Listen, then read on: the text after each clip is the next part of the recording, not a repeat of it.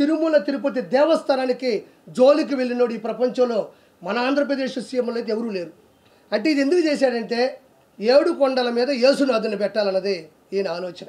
అంటే ఇది ఎందుకు చేశాడంటే 7 కొండల మీద యేసునాథుని పెట్టాలన్నది ఈయన ఆలోచన. 7 కొండల మీద, ఒక కొండ 2 కొండలు కాదు, విపరీతమైనటువంటి ఎత్తు, విపరీతమైనటువంటి శేషాచల అడవులు, విపరీతమైనటువంటి విష జంతువులు, వాటి మధ్యన కూడా పైన నిలబడి అక్కడ స్వామి నిలబడ్డాడు. కాబట్టి దీనికి ప్రత్యేకమైనటువంటి గౌరవం ఈ ప్రపంచంలో దక్కింది. హిందువుల ఆరాధ్య జైవం జీవుల్లో కూడా గోవు ఒకటి. దానికి సంబంధించినటువంటి కొవ్వు పదార్థాన్ని కూడా ఇందులో కలుపుంది. తర్వాత పంది కొవ్వును కూడా ఇందులో కలుపుంది. చేప కొవ్వును కూడా ఇందులో కలుపుంది. తర్వాత ఈ లడ్డూలో 350 రూపాయలు, 370 రూపాయలకి, 350 రూపాయలకి, 370 రూపాయలకి నెయ్యి ఆడరాదు. నెయ్యి కల్తీ చేసి వచ్చినా కూడా రాదు నాకు తెలిసి. అంటే ఇది ఓన్లీ కేవలం నేను మొన్న నెల్లూరు నుంచి తెప్పించుకున్నా, యాదాయపాలెం నుంచి 850 రూపాయలు కేజీ. 850 రూపాయలు ఒరిజినల్ నెయ్యి నేను వేదాయపాలెం నుంచి తెప్పించుకుంటే, నందిని నెయ్యి కర్ణాటక నుంచి వచ్చేటప్పుడు వాళ్ళు అతి తక్కువ ధరకి 550 రూపాయలు, 600 ఆ దరిదాపుల్లో వాళ్ళు ఇచ్చేవాళ్ళు. ఎందుకంటే మాకు ఆదాయం వద్దు సార్, ఒరిజినల్ రేటుకి మేము ఇచ్చేస్తాం, ఆ వెంకన్న సన్నిధిలో మాకు మంచి జరిగితే చాలు, మేము ఎప్పుడన్నా అక్కడికి వచ్చి ఆయనకి మా బాధలు మేము చెప్పుకుంటామని చెప్పారు.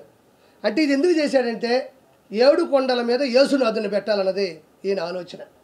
7 కొండల మీద యేసునాథుణ్ణి, క్రిస్టియన్ మతాన్ని అక్కడ పూర్తిగా స్థాపించాలనుకున్నది అతని ఉద్దేశం. ఇక్కడ మీరు ఒకటి గమనించాలి, హిందువుల ఆరాధ్య జైవం జీవుల్లో కూడా గోవు ఒకటి. దానికి సంబంధించినటువంటి కొవ్వు పదార్థాన్ని కూడా ఇందులో కలుపుంది. తర్వాత పంది కొవ్వును కూడా ఇందులో కలుపుంది. చేప కొవ్వును కూడా ఇందులో కలుపుంది. ప్రపంచంలో ఎక్కడా లేని అద్వితీయమైనటువంటి శక్తి కలిగినట్టు కలియుగ భగవంతుడు ఆంధ్రప్రదేశ్ రాష్ట్రానికి నిజమైన రాజధాని తిరుమల. తర్వాత అమరావతి కావచ్చు, దాని ముందు ఉమ్మడి రాష్ట్రాలు హైదరాబాద్ కావచ్చు, ఆంధ్రప్రదేశ్కి నిజమైన ఆకర్షణీయమైన రాజధాని ఏదన్నా ఉందంటే అది తిరుమల అని నేను గౌరవంగా చెప్తాను. ఎందుకంటే ఆంధ్రప్రదేశ్ అనగానే మొదట గుర్తుకొచ్చేది రాజకీయాలు ఇవి కాదు, తిరుమల. మీ ఆంధ్రప్రదేశ్లో తిరుపతి దగ్గర తిరుమల ఉంటుంది. ఇప్పటికీ కూడా అతిపెద్ద కోటీశ్వరులు కూడా ఒక పైకి వెళ్ళడానికి ఒక టికెట్ దొరికితే చాలబ్బా, పైన ఒక రూమ్ దొరికితే చాలబ్బా అనుకుంటారు. 7 కొండల మీద కొన్ని లక్షల సంవత్సరాల క్రితం అడవులతో, విష జంతువులతో, విష సర్పాలతో నిండిపోయిన 7 కొండల మీద మెట్లు పెట్టుకుంటూ పైకి వెళ్ళి దాన్ని మళ్ళీ పైన వాహన మార్గాలను పెట్టి ఈరోజు ఒక ఇల్లు కట్టడానికే నానా సంకలం నాగతాం. అలాంటిది 7 కొండల మీద వెలిసినటువంటి వెంకటేశ్వర స్వామికి ఇంత ప్రత్యేకత ఆకర్షణ ఎందుకున్నంటే 7 కొండల మీద, ఒక కొండ 2 కొండలు కాదు, విపరీతమైనటువంటి ఎత్తు, విపరీతమైనటువంటి శేషాచల అడవులు, విపరీతమైనటువంటి విష జంతువులు, వాటి మధ్యన కూడా పైన నిలబడి అక్కడ స్వామి నిలబడ్డాడు. కాబట్టి దీనికి ప్రత్యేకమైనటువంటి గౌరవం ఈ ప్రపంచంలో దక్కింది. అలాంటి దాన్ని ఇంతవరకు ఎంతమంది సీఎంలు వచ్చారంటే మనం ప్రత్యేకంగా చెప్పలే. నీలం సంజీవ్ రెడ్డి గారు, దామోదర్ సంజయ్ గారు, దామోదర్ టి అంజయ్ గారు, తర్వాత కాసు బ్రహ్మానంద రెడ్డి గారు, కోట్ల విజయభాస్కర్ గారు, నేదురుమల్లి జనార్దన్ రెడ్డి గారు, ఎన్టీ రామారావు గారు, నాదేండ్ల భాస్కర్రావు గారు, కిరణ్ కుమార్ రెడ్డి గారు, చంద్రబాబు నాయుడు గారు, వైఎస్ రాజశేఖర రెడ్డి గారు, ఎంతోమంది, జలగం వెంకటరావు గారు, పివి నరసింహారావు గారు, ఎంతమంది చీఫ్ మినిస్టర్లు ఎవరు వచ్చినా రాజకీయాల్లో పథకాల్లో ఏమైనా ఇబ్బందులు ఉండొచ్చు, ఏమన్నా ఇంకేదన్నా ప్రాబ్లమ్స్ ఉండి ఓడిపోయిన వాళ్ళు గెలిచిన ఉన్నారు. కానీ తిరుమల తిరుపతి దేవస్థానానికి జోలికి వెళ్ళినోడు ఈ ప్రపంచంలో మన ఆంధ్రప్రదేశ్ సీఎంలో అయితే ఎవరూ లేరు. ఈ దౌర్భాగ్యుడు, ఈ అధముడు, ఈ దొంగ ఈరోజు హిందువుల యొక్క మనోభావాల్ని, హిందువుల యొక్క ఆరాధ్య కలియుగ దైవాన్ని ఇబ్బంది పెట్టాడు. నేను చాలా సమస్యలు చెప్పా, 1 కాదు, 2 కాదు, 3 కాదు. ఈరోజు గుజరాత్ నుంచి వచ్చి లడ్డూలో శాంపుల్స్ చూసి జనాలు నమ్మట్లేదమ్మా. ఎందుకు నమ్ముతున్నారంటే ఎంతో ముందు జరిగిన పరిస్థితులు ఉన్నాయి. ఏది ఫ్రీ దర్శనాన్ని ఇబ్బంది పెట్టడం, అన్నదానం నాశరికం చేయడం. ఆడవాళ్ళు దేవుడి దగ్గరికి వెళ్తుంటే మీరు నమ్మరు, బాహుబలి సినిమా చూసారా, ఇట పట్టుకొని ఇలా లాగి ఇట బో అంటే ఆవిడ చేయి కట్ చేస్తుంది. దానికి కొంచెం రివర్స్ ఏంటంటే ఇక్కడ అలా వెళ్ళి చూసి గోయిందా అనేలోపు కళ్ళు మూసి కళ్ళు తెరిచేలోపు ఇలా పెట్టి కొడితే ఆ గోడకి వేసుకొని ఆడబడేవాళ్ళు. ఇలా చూసి గో అనే లోపల విందా అని అక్కడ అనేవాళ్ళు.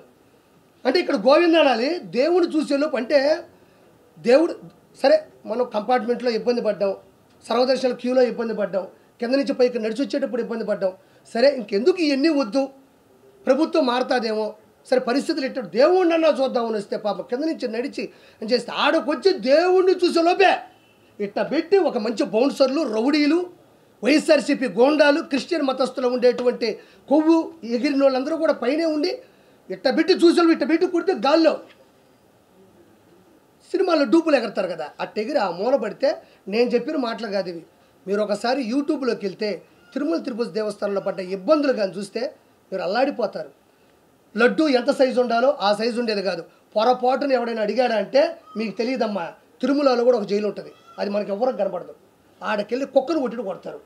ఎవ్వరు ఏది అడిగినా సరే ఇమ్మీడియట్లీ వాళ్ళ కస్టమర్ కాలనీ వెళ్ళిపోద్ది. ఇక్కడ లడ్డు అడిగాడు సార్, ఇక్కడ అన్నం బాగాలేదన్నాడు సార్, కొండ మీద అది లేదన్నాడు సార్, ఇది లేదన్నాడు సార్ అంటే కుక్కను కొట్టి కొడతారని చాలామంది కూడా యూట్యూబ్లో కూడా వాళ్ళ ప్రైవేట్ ఛానల్లో పెడితే చిన్న చిన్న యూట్యూబ్ ఛానల్లో కూడా కోట్ల మంది చూశారు తిరుమలలో ఇలా ఉంటుందా అని.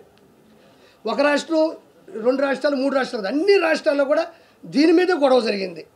ఈరోజు దేవుడి దయ వల్ల వెంకటేశ్వర స్వామి ఆయన కాపాడుకోవడం కోసం కేవలం తిరుమలలో అన్ని విధానాలతో పాటు లడ్డుకు సంబంధించిన విధానాన్ని కూడా ఈరోజు తెలియడం, ఈరోజు కర్ణాటక కానించి, మహారాష్ట్ర కానించి, పూణే కానించి, ఢిల్లీ కానించి, ఆంధ్రప్రదేశ్ కానించి ఎక్కడ పెట్టినా దీని గురించి హిందూ మతస్థులంతా గొడవలు పెట్టుకుంటున్నారు.